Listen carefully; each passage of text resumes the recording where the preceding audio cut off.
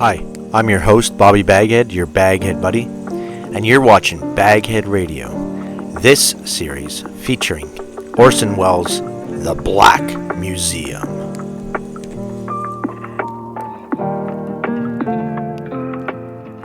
This is Orson Welles, speaking from London.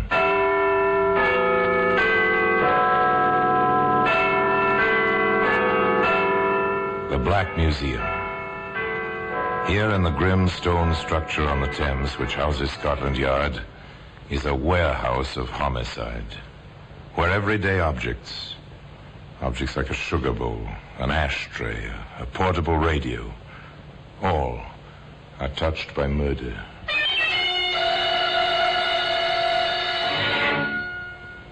There's a hammer. A hammer, that's a familiar object. Everybody's used one at some time. To drive a tack, or pull a nail, or loosen a window sash, or what have you. Nearly everybody has at one time or another taken part in a conversation like this. Beg pardon, ma'am. Could you pass me my hammer? Your hammer? Oh, yes, of course. Thank you, ma'am. You're not going to use that hammer on the tiles over my fireplace. No, ma'am. Not on the tiles over the fireplace. Well, today, a hammer, an ordinary hammer, but with a very strange story attached to it, can be found in the Black Museum.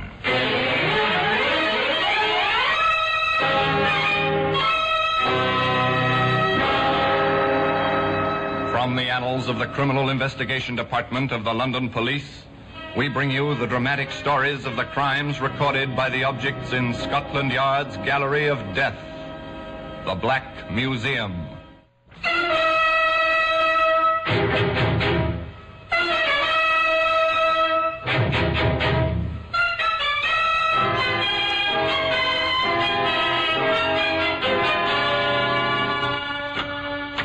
And here we are, the Black Museum, Scotland Yard's Museum of Murder. Yes, within this room is proof that anything and everything may be part of homicide. Yes, here lies death. Death entombed in glass. Death on endless shelves. Murder on exhibition. Tabulated, indexed, guarded, filed. Here's a length of wire. Wireless antenna, sleek, shining, coppery, designed to bring pleasure to the human ear. Sorry to interrupt, but I just wanted to take a second to remind you to like and subscribe, comment below. This wire missed the ear. Instead, it was wrapped around a soft, white neck. Twisted. Perfect garrote. Here's a cigarette lighter. It's dainty, jeweled, monogrammed, stolen from its proper owner, and then flicked, lighted, applied to no cigarette. The victim had a bad heart. Who was to know this? Question: was it murder? Answer: yes. Here we are. It's the hammer. It's a claw hammer with two curved blades designed for pulling nails. It's heavy, well balanced, perfect tool. One Saturday morning, it rested in a canvas bag. The owner rang a doorbell in Oxford.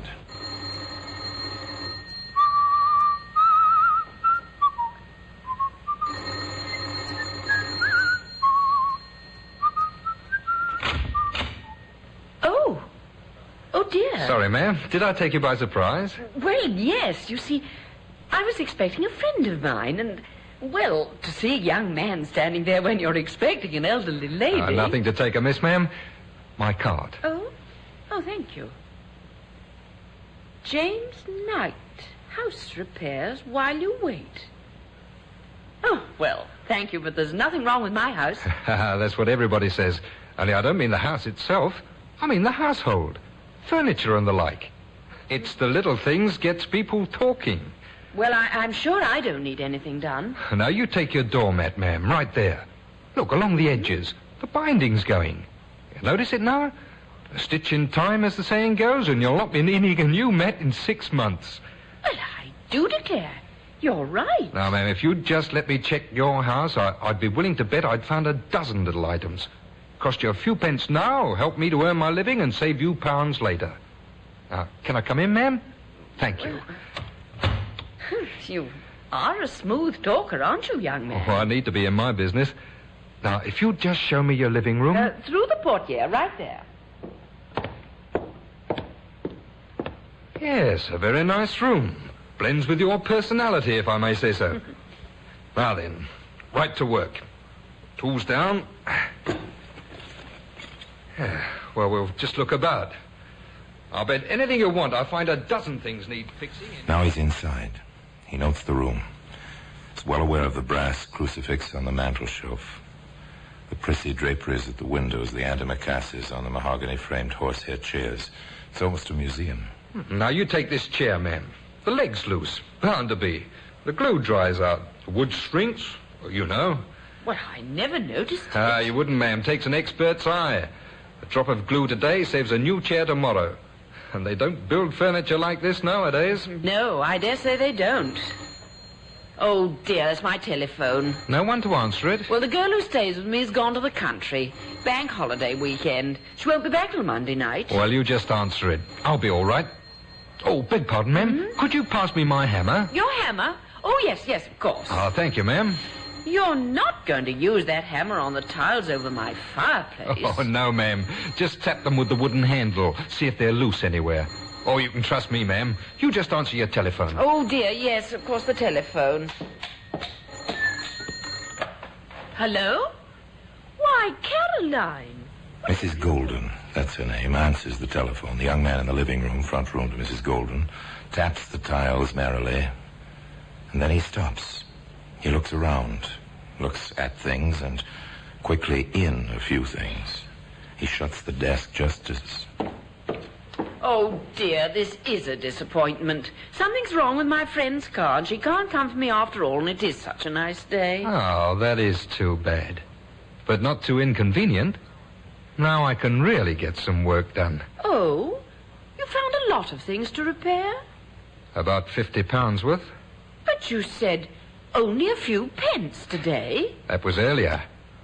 Now it's going to cost you £50 to get me out of this house. I don't understand. I think you do. You know, I know you had £50 in the mail yesterday.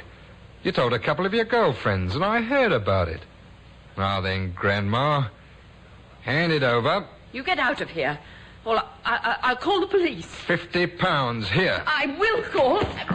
Don't try anything. I'm between you and the phone now. Now pay up, Grandma, or I'll have to beat it out of you. You wouldn't. You couldn't. No. Put the hammer away. You heard me. I'm through asking now. Now, where's the money? I didn't really get it. I was just boasting. Cut it.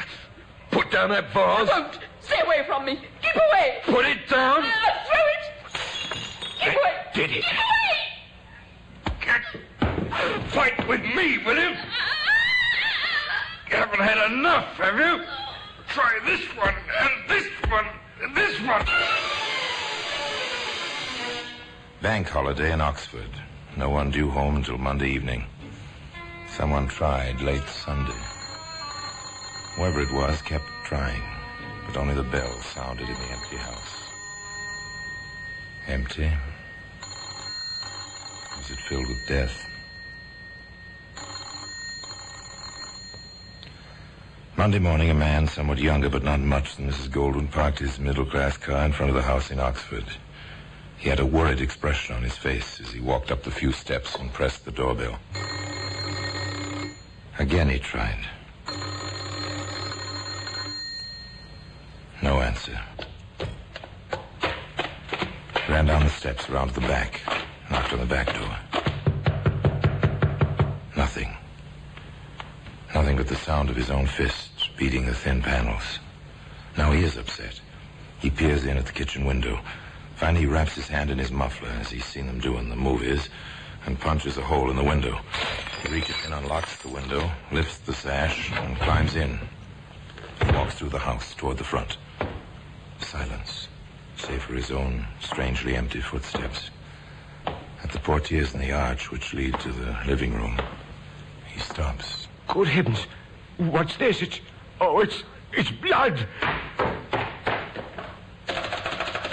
Operator, please, hurry! Put me through the Scotland Yard. There's There's been a... my sister's been murdered.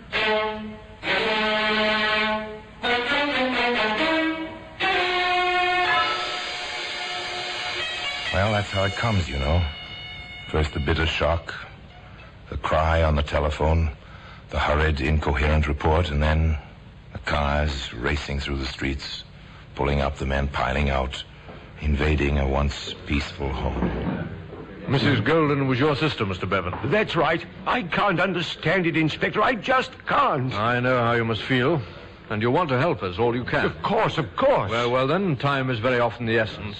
I'll have to ask you a few questions right away. I'll try to answer them. You told us you broke the back window yourself, right? Yes, that's right. When she didn't answer the phone Sunday evening, I began to worry. I drove here this morning. The doors were locked and no one answered the bell. I broke in. I suppose I should have called a constable, but I didn't... I understand. Tell me, Mr. Bevan, did your sister have any enemies? Of course not. Oh, pardon me, Inspector. We found this under the crucifix on the mantel. It's £50. Thank you, Sergeant. Apparently robbery was the motive. Mr. Bevan, do you happen to know where your sister would get £50? She had a small income. Perhaps the money was a dividend. Preliminary medical report, Inspector. Go ahead, Doctor. Well, death occurred about 48 hours ago. Make it Saturday in the morning. We'll tell more after the autopsy. Saturday. 2 days start on us. Go on, Doctor. She was struck on the head by a blunt instrument several times. A hammer or something of that sort. But the fellow was taking no chances. Her carotid artery was severed by something very sharp. That's why the blood. Whoever it was, well, it looks very professional, the way the place was ransacked. We've nothing much here. But, shall we have a go at it, Sergeant?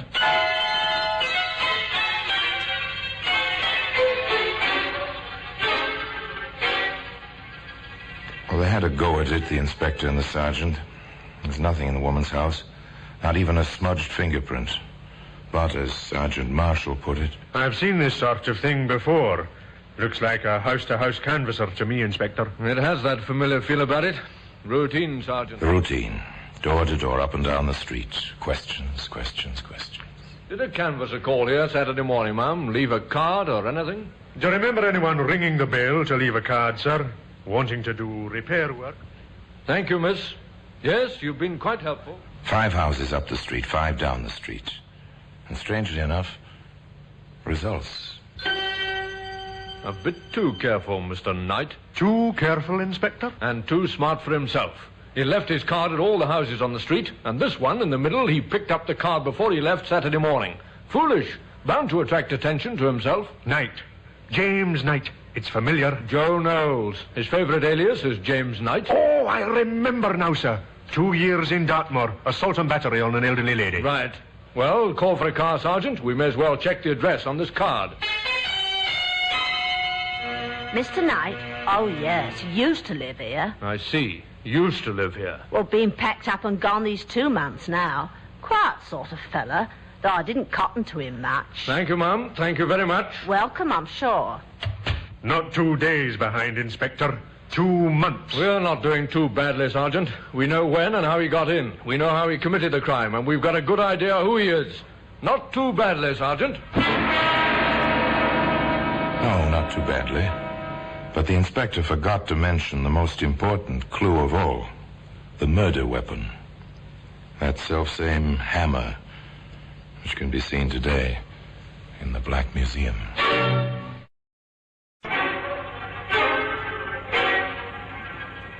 It looked like a long haul. 2 months behind and no trace. Not a thing to place him in Oxford on the Saturday of bank holiday. The calling cards, true, but they might have been left any time. And one confused witness would make any jury doubt the exact pinpointing of the date. Still, the man had to be found. Scotland Yard began its long, steady, methodical routine. Circulate Knight's description from his prison record. Have prints made of his picture. Somebody will remember him somewhere. They always do. Somebody did. The landlord of a tavern in Oxford, half a mile from the house where death had struck that Saturday morning. I remember that fella. Certainly do. You're sure now? Positive. Come in here, looked like he needed a drink. Took 2 whiskies, straight. One right after the other. Was carrying a tool bag of some kind, I think. How long did he stay? just till a bus stopped outside. He threw the price on the bar and hopped the bus, real quick like. Do you happen to know where the bus was headed? Aylesbury. No other bus stops right outside that door. A break in the luck. Aylesbury. The town was investigated, to all practical intents and purposes. And before long, Inspector Graham and Sergeant Marshall were in the lobby of a small rundown hotel talking with a combination desk clerk and telephone operator. Do you remember Mr. Knight, Miss Marsh? Oh, I do that. Of course, he's not the kind I'd pay much attention to, but I remember him all right. Is he in trouble? Why do you ask? Oh, well, sort of. Well, you know how it is. A man leaves here sudden-like, after being in and out for a couple of months. Then a couple of fellows come looking for him. Well, you wonder, that's all. We're from Scotland Yard, miss. Oh, then he is in trouble. Maybe, maybe not. We'd like a look at his room. I'll show you. Just one flight up. Davy, watch my board, I'm busy. This way, gentlemen. An obliging girl, Miss Marsh. Complete with pass key, she ushered the men up the worn stairway along the dim hall. She fitted the key, swung open the door. There you are, Inspector. Thank you, miss. Seems to have left a bit of baggage, Inspector. So he has. This is Knight's, isn't it, miss? Oh, didn't I mention it? Oh, he said he'd probably be back, so would I mind if he left his bag, even though he didn't want to keep on with the room rent? So I left it here, just in case he came back before we let the room. Nice of you. Open it, Sergeant.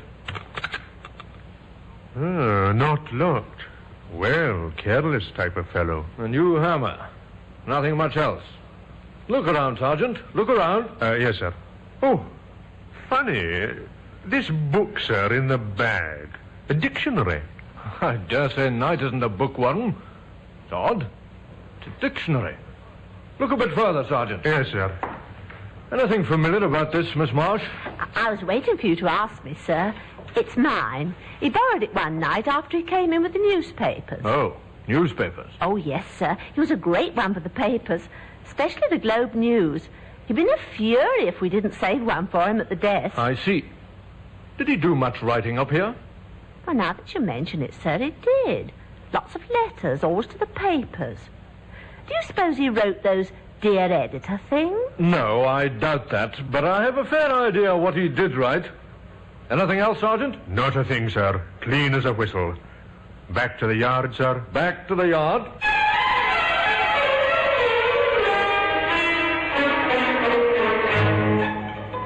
Odd, the man said. Odd indeed. A hammer which may be a murder weapon side by side with a dictionary. A possible killer writing letters to the editor. Or were they letters to the editor? Inspector tackled the hammer first. Canvass every ironmonger and hardware dealer in Oxford. Find out which carries this make of hammer. Check their sales slips for that particular Saturday. Try to jog the salesman's memories. Find out where that hammer came from.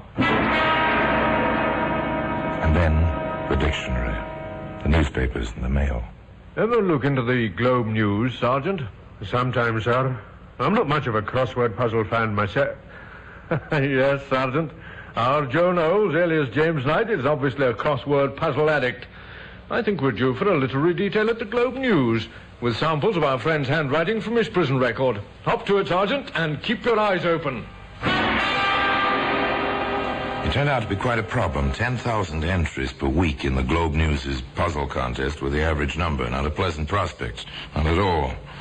Stolidly, the crew from the yard started to go through 10,000 puzzles, checking against the photostatic copies of James Knight's handwriting. The second morning of the job. Inspector Graham here. Sergeant Marshall, sir, at the newspaper. You found something, Sergeant? Not in the file, sir. In the morning mail. From Brighton. An entry in the latest contest. Address 912 Leader Street. Name of John Kinder. But there's no mistaking the handwriting. They'll do it every time, won't they? Joe Knowles, James Knight, now John Kinder. Yes, sir, I noticed. Always the same initials on the aliases. J.K. this time. Bring the puzzle and the envelope. I'll have him picked up in Brighton. 912 Leader Street, you said? 912 Leader Street, Brighton, England. The order moved swiftly now on the teletype along the wires from the banks of the Thames across the North Downs to the South Downs, the famous resort city on the English Channel.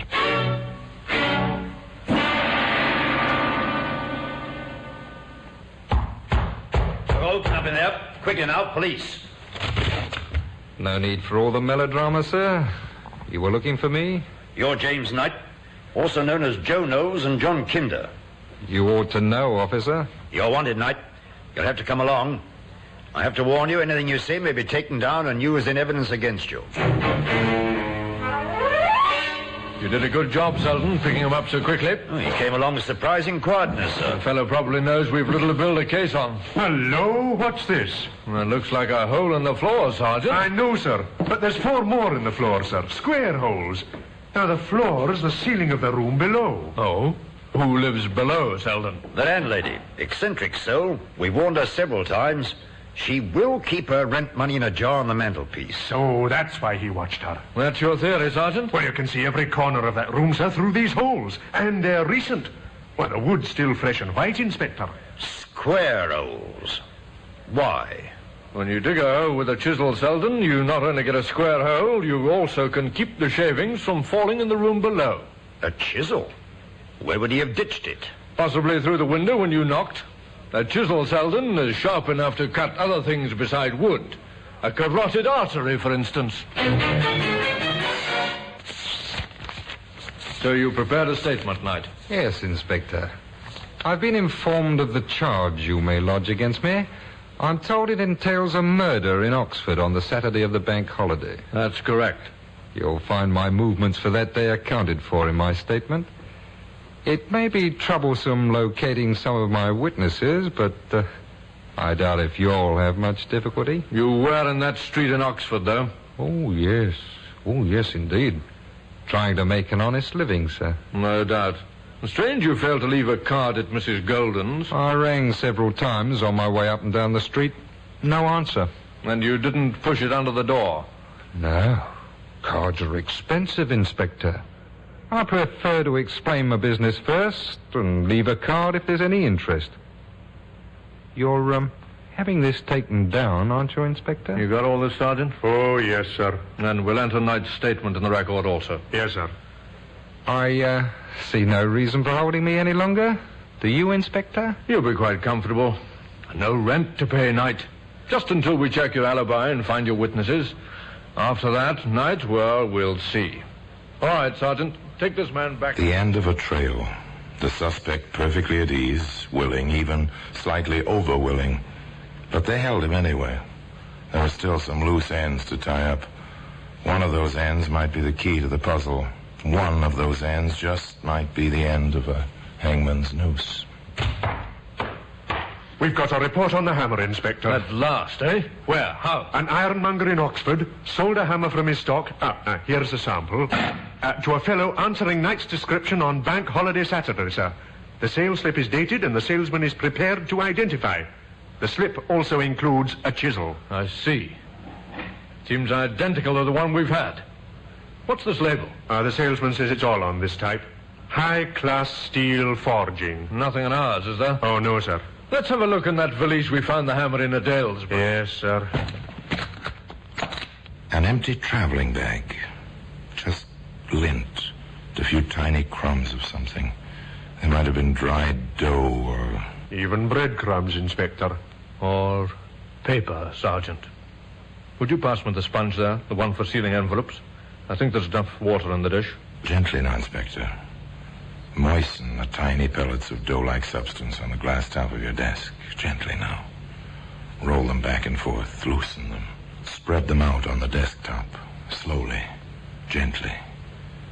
Patiently. And then... We'd better have this photograph, Sergeant. I doubt if we can preserve them for the trial. Yes, sir. We've broken his alibi. Knight was in Oxford that day. He bought the hammer. High-class steel forging. He should have burnt this label, Sergeant, not merely crumbled it in this way. I do believe our careful Mr. Knight, our clever, cooperative Mr. Knight, is going to be hung, and very shortly at that. Well, today, that hammer, complete with its proper label, can be seen in the Black Museum. Inspector Graham was right. The hammer, plus the label, did hang James Knight. His alibi was broken by the salesman in the hardware store in Oxford who sold Jim Knight that hammer on the Saturday Mrs. Golden died. Inspector Graham needn't have worried about his case, nor need you worry about the hammer in your kitchen drawer.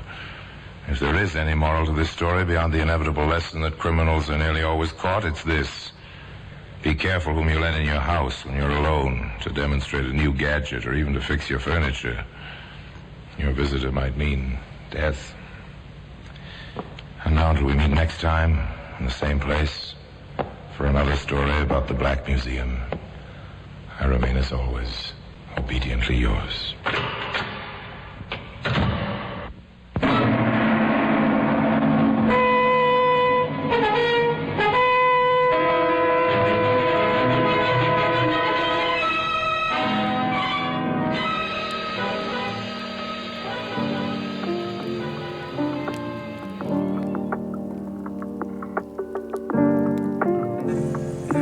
I'm Bobby Baghead, your Baghead Buddy, and you've been listening to BagHead Radio. Please click like and subscribe, comment below, and stay tuned for more.